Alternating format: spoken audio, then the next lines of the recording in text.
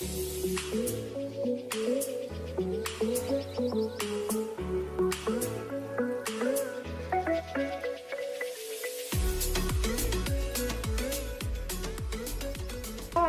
welcome to uPalCast. Happy to see you.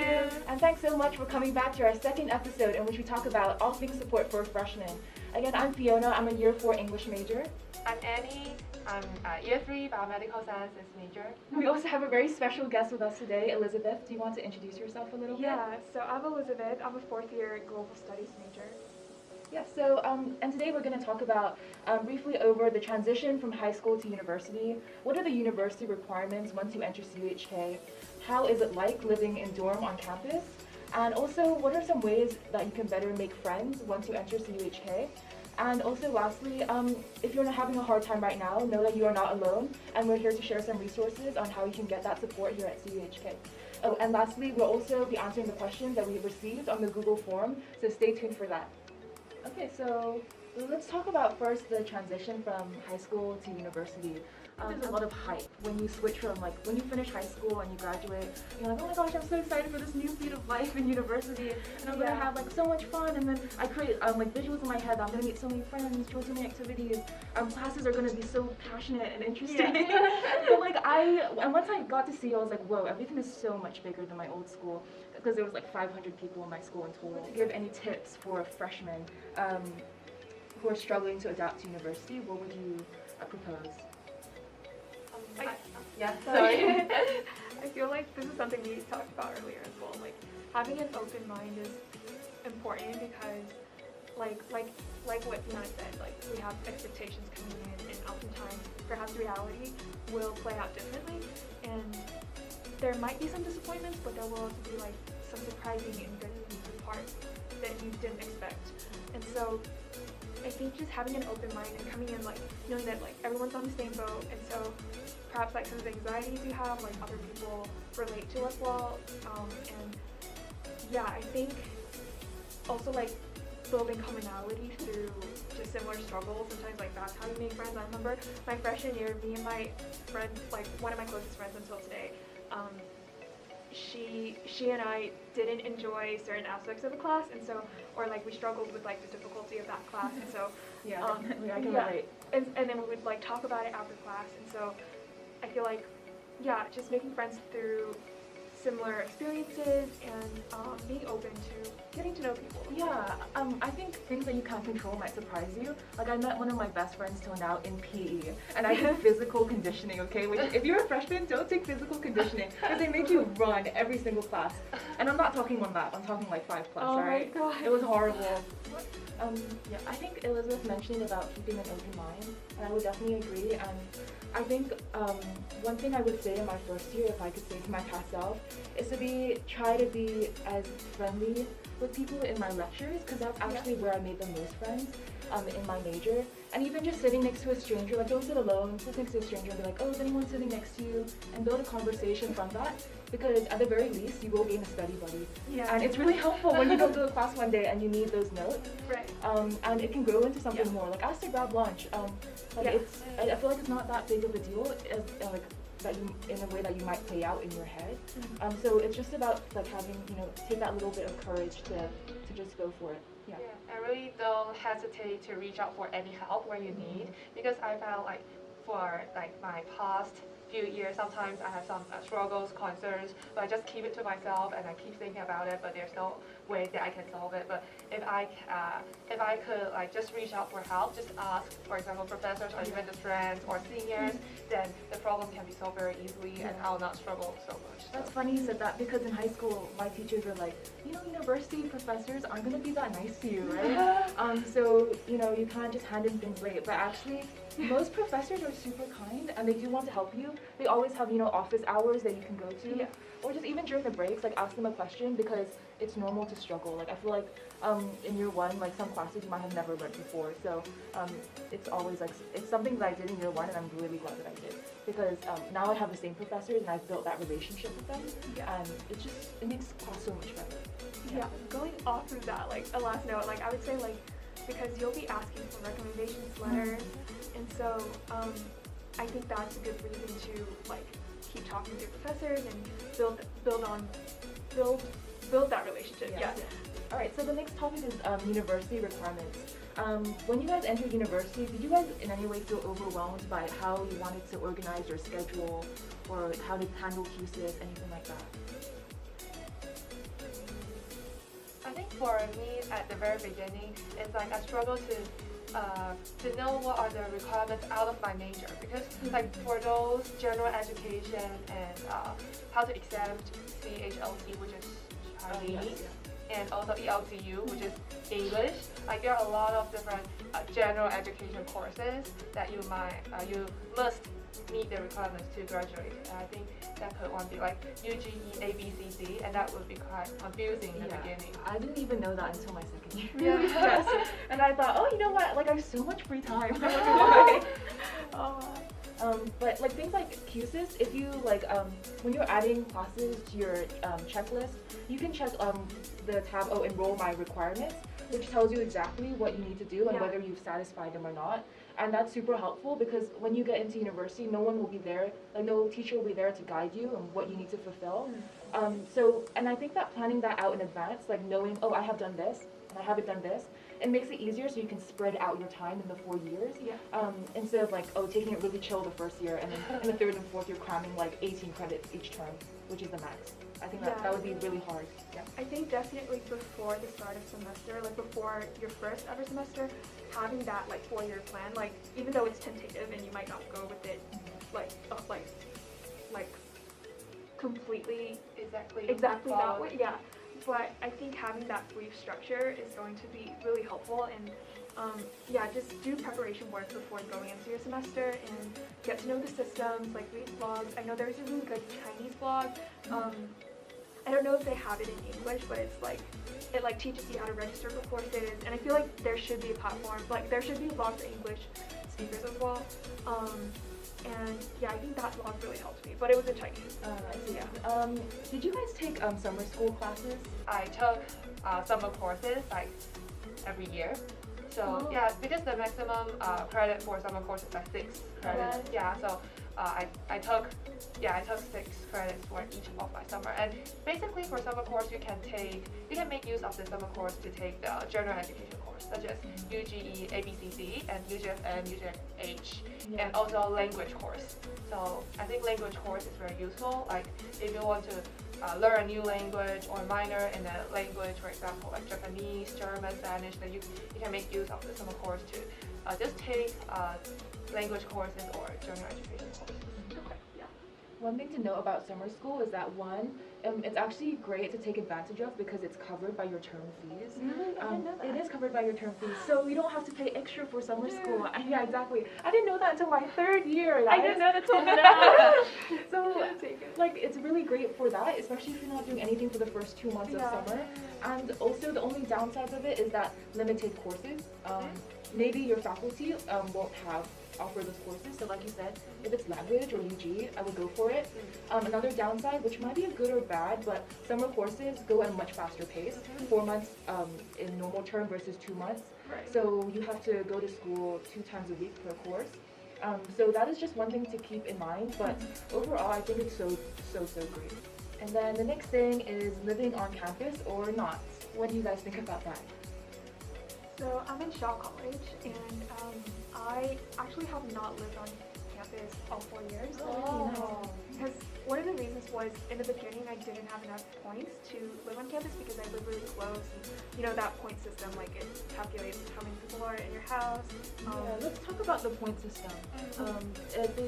They count like how many family members in your house, how large your room is. What are the other ones? How far away your home is and your travel methods. For example, like if you're overseas students, then of course you travel by plane, airplane, then you will have very high hostel points.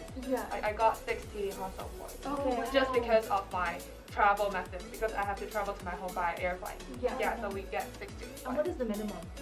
Minimum? You mean hostel points? Yeah, in order to just even be eligible for it. I'm not quite sure. It might vary based on the college. Because I'm in CC, and for me, I think I might be wrong, but I think it's 20.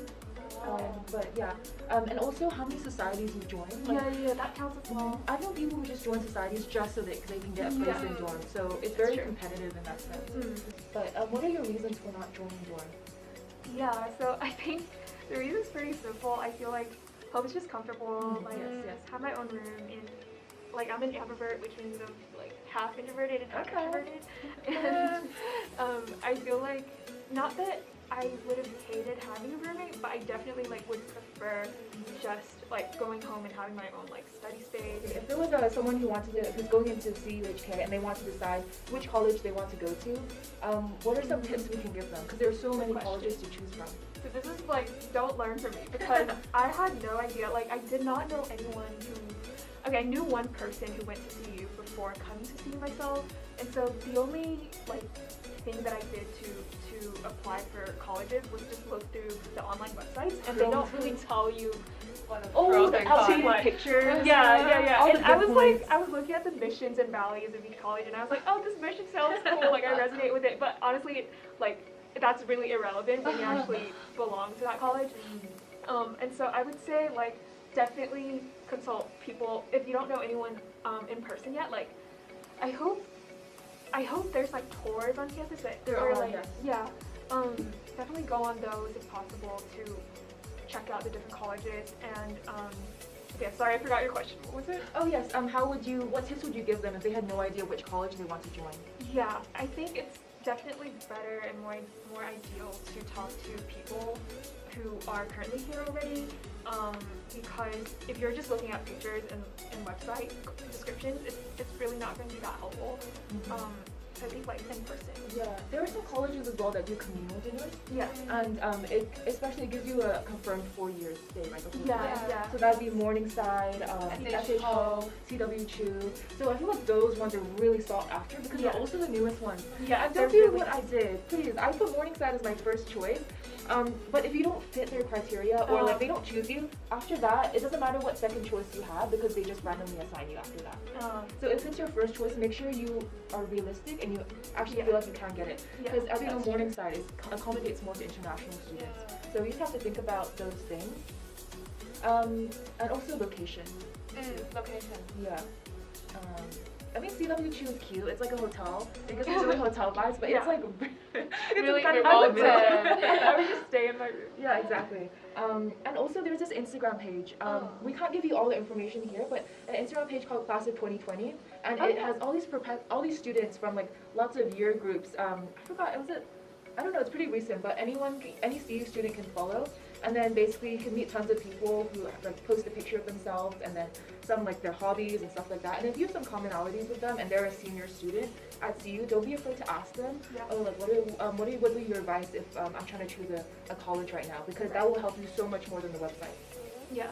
And another thing to note, I think, again, don't have too high expectations for the college choice, because I'm stating a reason because the priority you give will not, like, you will not, like 90% of my friends didn't get into their first priority, and some of them even go into like their 8th or 9th priority. So just again, be open-minded. Don't expect that you will go into your first priority. Like, don't expect you will go into your dream college, because that's often not the case. But because, like, for me, I'm now in Chongji College. I put Chongji in my 6th priority, and I was so sad in the beginning. I feel like, oh my god, I put it in the 6th priority, and I get in. What's wrong? Like my top 5 priority are I didn't get into those top 5 priority, and then I found later I found CC quite nice. Like its location is great, the hostels are okay, and there are lots of activities, and CC provides a lot of like scholarships and opportunities. So I actually love Chongji right now. So just don't limit yourself. If you didn't get into your first priority, then don't be sad. You'll find a lot of good side of the college you're staying right now. So the next thing is making friends. I think every freshman, like especially the summer before you start school, there's some worries like, oh, how am I going to make friends? and Yeah. stuff like that. At least for me, I felt a lot of anxiety from that. Mhm. Just like, oh, who am I? I don't want to be like a loner walking around alone. Eating or sitting, lunch alone. yes, or sitting in class alone. And these are, I feel like it's normal for lots of people to do this. So, what are some ways you would, some advice you would give freshmen who maybe might be struggling to make friends right now?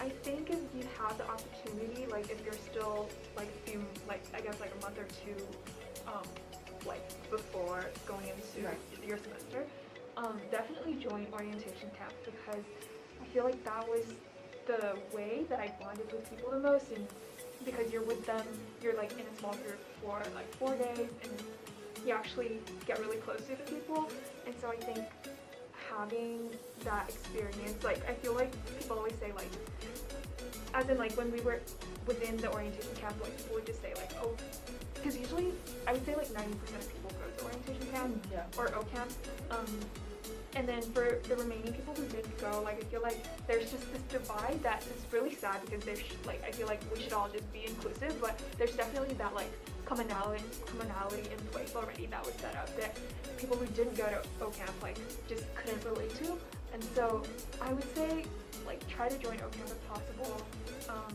Is OCAM Yeah. only for locals? Is it It's only for everyone. Cantonese, or? It's for everyone. Oh, okay. Yeah. So, But I do know it's predominantly in Cantonese, so I think for international students there's also the international. Oh, yeah, okay, it's okay. the camp like specifically for international. did you feel the same way when you did international? Oh, so for me, I didn't join international OCamp. I didn't join any OCamp because at that time, I know about those camps like too Yeah. late. And at the time I knew about these camps, I already had my summer vacation plan, like before I get into uni. Yeah. So I didn't join any camps, and in the beginning I feel the same, like as what you just mentioned. It's like they have their already built up some commonality, and I couldn't involve because I didn't join all camps, and they already formed like people already formed like groups, and I already knew a lot of different friends and different people, but I didn't. But later I find it just alright, because I think it's about maybe like personality, because I'm more of an outgoing person, so I'm not afraid to reach out to others. So I just like at the during the semester I joined clubs, I joined societies, and I just actively participate in those activities, and then I'm not afraid to reach out to people. So that's how I just gradually know more people, and I make friends. I didn't do OCamp as well, Oh. but and I remember Was me there a not, reason why you didn't do it? because I didn't want to pay the fee. I was like, I don't want to pay this money, and I bet lots of people aren't even going to join, so I'm just leave or whatever. Because I had no one, like basically no one, I didn't know anyone who was at CU, so I didn't really know the importance of OCamp. But then in the first week of school, that's when I really like noticed the difference. Right. Like, I was like, how do people already know each other? Oh, maybe they know them from high school, Right. or something like that. But it's just it really makes a difference. And honestly, if I could go back, I would just have paid the fee. I would just have done it, because I think it gives you like a good step into making friends, and it's like it's basically like covered by the school, and you also get to know a lot of like. You get to know your surroundings a lot more, instead of me having to go to the campus map like every time, because I like had no idea where things were, and I didn't know seniors who could help me with that. So that is actually a really good point. Yeah. But if you are already in your first year and you didn't join OCamp, like just don't worry, and you'll still be fine. For sure. But even if you don't, I mean, I think in the first month they have those club society tours in outside the main library in the square, and there are actually so many, it's crazy. Yeah. So there will be something for everyone, I feel like. They're very like the people there are super welcoming. There's sports, debate, theater, chess. Gosh, uPals. I mean, so many, right? Did you guys end up joining any societies in those first couple of years? Year 1 or year 2? Yeah. So for me, I joined like Taiwanese Student Association. So and I'm thinking like originally my friends in my program are asking me like, do you want to join the Biomedical Sciences Society, like our program society? So actually they are all very welcoming, but it's just because in the first 2 years, and because of the COVID, and they all have online meetings, and during the online meetings they all speak Cantonese, and I couldn't understand, so I didn't join. But I think it's very easy for you to build up the sense of belonging. Like for example, with your hostel, with your college, with your program, and with your, for example, like with your country. Like for me, Taiwanese, and for you can join your international student group. So I think you can just find ways to bond with the group you are belonging to and build that sense of belonging. Then you can make friends from different groups and it will be easier. Yeah. I was also part of a society called Harbor in my second year, sophomore year, and it's essentially like a socializing, like sometimes we have like live discussions, but like mainly like pizza nights and like I guess like casual parties, like not drinking and stuff, but like we would like meet on campus and just like have fun and stuff. So I joined that. It has a Christian background, but it's not like other societies where they do like maybe like Bible studies and stuff. It's more that was there was a religious connotation, but we welcomed everyone to join like from different backgrounds. And I would say that was definitely my highlight towards the end of my freshman year to the entire sophomore year, because that like being committee, I became really close with the rest of the committee. And I feel like my experience was very different from you guys because I didn't commit to any society because I had really bad anxiety in the first 2 years of my university. So it was really hard to be in big gatherings or where there was a lot of people. It felt very overwhelming. So what I did was that even if you don't commit to a society, you can still join their events. Yeah, that's true. Yeah, you don't have to be a member. Exposed. You don't have to be exposed. You can just dip your toes in and after one event switch to the next one. Like I went to a lot of the ISA ones, also Cheongshi ones, and if it was just a board game night, then it's low commitment, right? You don't need to like keep coming back every single week. Yeah. So that's the way that I preferred it, and also because I lived on campus.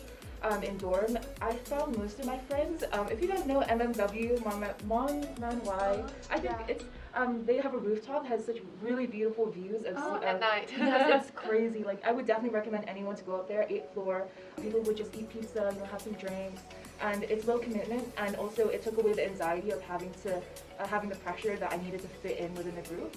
And that's what I really enjoyed about it. Our last thing is, if a freshman or just anyone is struggling with maybe their mental health or not in a good place, what are some ways that they can get some support on campus?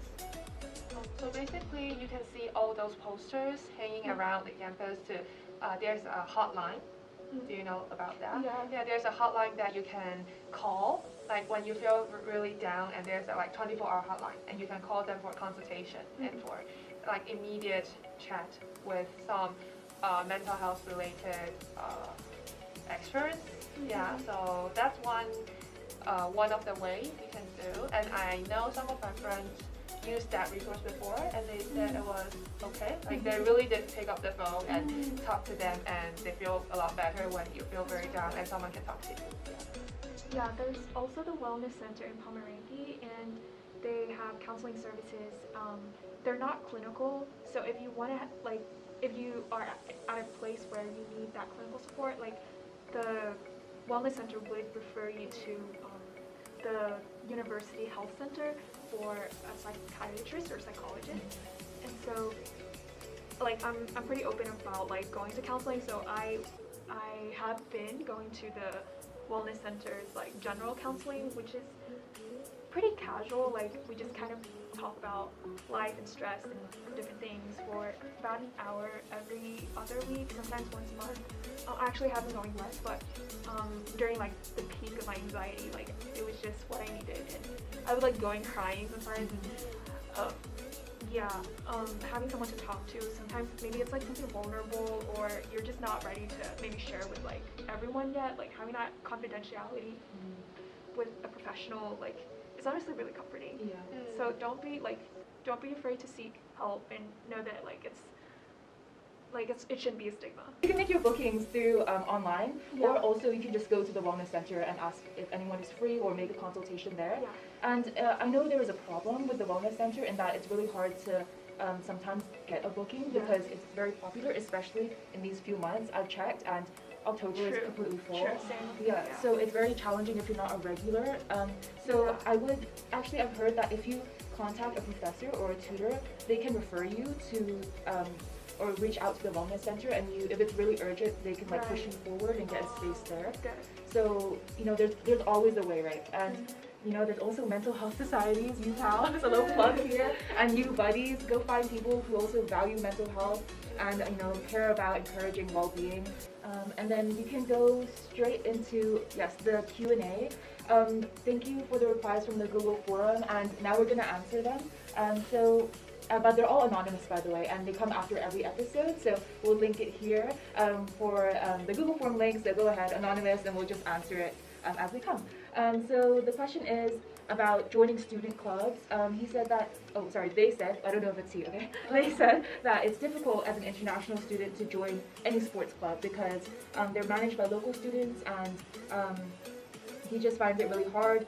Is there a problem, is there a way to solve this problem so that international students don't feel isolated when they want to join the club? I feel like, first of all, perhaps we talked about seeing in a more local school environment, and I feel like sometimes some of the promotion medium are in Cantonese more than English, and that could be a barrier to assimilating in acculturation for international students. So perhaps even just opportunities to join society, sometimes those promotions are in Chinese, and it's just harder for international students in general to try to participate. And so I feel like one of the reasons why some of the sports teams are very much predominantly locals and non-English speaking population is due to just the environment just caters towards local students and Chinese students more, and I think that could be something the university system could work on more in the language aspects of the campus, making it more accessible for internationals so that they know about the opportunities. Because I know one of my friends who's Thai, he's just sometimes he messages me asking oh, what's this poster about, because it's just in Chinese, but it looked interesting. So I feel like that blocks the opportunity. But I think to answer that person's question, I think first of all, sorry that you might potentially feel isolated in this process while wanting to join a sports team, but not having that language having that language barrier. I feel I hope that the sport still is a big enough motivator for you to join, because I would hate for you to not join because of the language issue. And I'm sure that most of the locals are able to speak in English, but it's just not their first language. But I still think they'd be willing to interact and be more comfortable if you were a part of the team. So if you really have that passion and enthusiasm towards that sport, why not go ahead and join and give it a try? They all have trials for those clubs, so you can go in and see how they operate and see how it's going, and you can just go have a try. And if you feel comfortable and people in the club know about your situation, they know you are an international and they are willing to speak English and communicate with you, then you find your happy place. What are some common mistakes students do in their freshman year, and how can we avoid them? Anything you personally regret from your freshman year or not? So for me, I think it's not reaching out enough. So sometimes I'm too afraid or too shy to ask questions, to seek help from seniors, from professors, and I just miss out a lot of opportunities, just because of me not reaching out. So I think, if the opportunities will not come by themselves, you have to actually find them and grab them. But also don't be too stressed about this. Just do it as a way you're feeling comfortable. Definitely don't go through the semester doing nothing except for school. Definitely try to go to some socials, even some webinars or on-campus talks. Just because I feel like it's just such an invaluable period of time where you have all these free resources to learn and grow and connect with people and build your network. I feel like, especially going to perhaps your third year, you're thinking about internships and your future jobs, and so I think just starting to prepare and build your network, build connections with people, whether it's just for fun or for professional reasons, like it's gonna benefit you and it's gonna make your experience richer and more well-rounded. And that's definitely better than staying isolated and by yourself. So. And it can sound really scary, but where you can find those resources is every single day on your CU Mass Mail. There's like 20 emails every single day. So, and there's always posters all around. So it's just like find what piques your interest and go for it. I think though, when you're in the process of doing that, it can be really hard like to figure out, oh, where do I fit in what group, in what society, and at least for me, I think it can be challenging to still stay true to yourself while exploring other things, like a new hobby, meeting new types of people, because you're going to meet so many types of people, not just local students, international exchange, and know that although like when you're going through these new experiences, still stay true to yourself. So if something feels like, oh, I actually don't want to do this, I actually don't want to go to this recruitment event, then don't push yourself to because the next person is going to 10. You know what I mean? Yeah. So just go at your own pace. I mean, there's a lot of pressure, I think, to go to internships like straight off the bat in the first year, and then continuing that. I personally didn't. My first internship was in my 4th year, and I feel really happy about that because I only joined when I was in a state where I knew that I could handle it. Right? So about going on your own pace is most important. Definitely. So I think it's been quite a while. So I think we might have hit the over 30-minute mark, and yes, we have. So we're gonna end off the episode here. Thank you so much for watching us, and if you stay till the end of the episode, feel free to give us a like. And here's the link right here about where you can type in all your anonymous questions in the new Google form, and we'll get back to it in the 3rd episode. Thank you guys. Bye.